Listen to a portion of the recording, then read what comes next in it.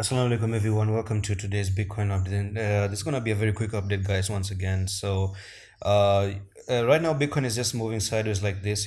We're not doing anything really that much of significance important at this point of time.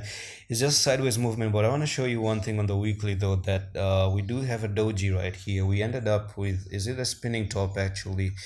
It almost looks like a spinning top here, and that's a little bit bearish statement from Bitcoin at this point of time. But sometimes I do think it's a doji, by the way, a decisive doji that actually can go to the upside or move to the downside. Okay, so it's not bearish, it's not bullish, but it seems like to me it's a doji, or potentially it's more like a spinning top, guys. I just want to confirm.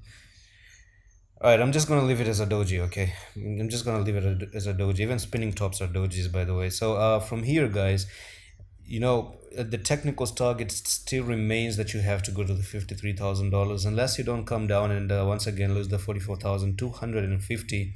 If you start to lose that level, then you're actually potentially going to start to roll over to the downside. Okay, so you don't want to do that, and potentially this week you are going to see Bitcoin go to 54,000 by the start of April, and then 57,000 as well.